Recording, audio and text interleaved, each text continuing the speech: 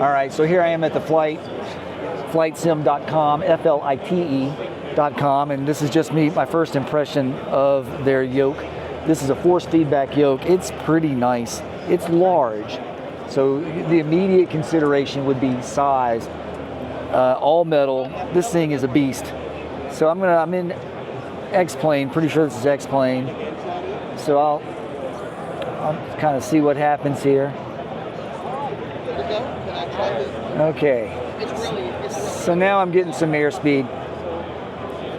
Like the way the yoke itself is plastic, but it's a thick plastic. This feels strong. This does not feel cheap. The shaft appears to be steel. This appears to be steel. I guess it could be aluminum. The painting looks real nice. Yep.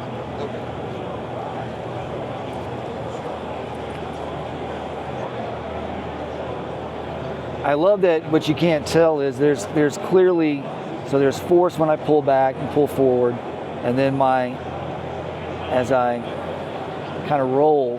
But what I'm also feeling is small, like micro vibrations. It'd be similar to if you do any racing simulation, like you're going over bumps. So it's kind of giving you kind of those kind of vibrations too, which is nice. It's not just about airflow over the control surfaces, that kind of thing. And then this feels nice. I gotta say, this feels really nice. Compared to a non-force feedback yoke, it's night and day. And a consideration is always going to be that this is what you interact with the most in racing sim. In flight sim. This is what you're going to interact with the most is the yoke. Throttle setting is, but so full laugh yoke. Like right now, I'll cut this back a little bit. I'm not flying this like I would normally fly, and I do fly a 172 in real life. That's okay. And this is way better. So like, I'm relatively trimmed out. It feels nice, but pushing down, fighting that air over the surface, or pulling back, fighting that air over the surface, it feels pretty good. At the presentation last night, he mentioned the Newton meters, and I have forgotten what they were.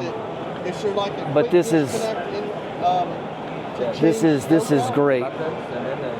This is really good. The only consideration, and I believe the price point is actually pretty decent. I think it's $800.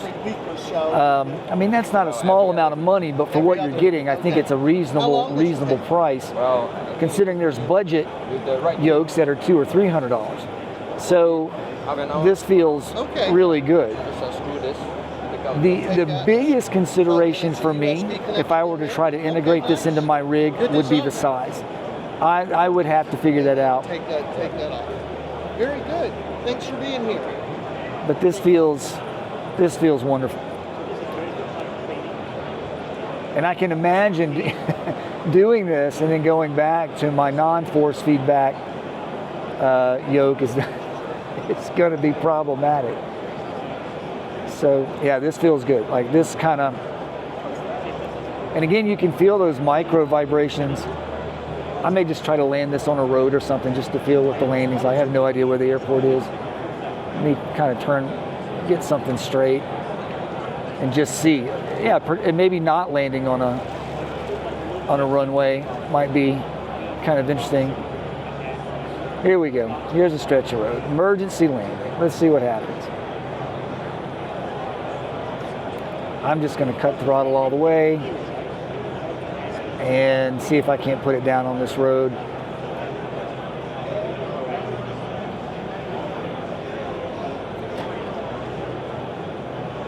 So sorry, all the cars and stuff. So you don't actually feel the bumps on the road, but that's the road. But I did feel them on the runway. So this is pretty cool. So again, heavy plastic. This feels nice. It doesn't feel cheap. Got a decent amount of buttons. No, I don't see. Oh, there's a hat over here. Lots of button here. The hat. It feels like the hat is also a button. Trim switch, button, and the switches feel pretty decent. And again, steel or heavy duty aluminum, but more than likely steel, and some connections on the back. So, yeah.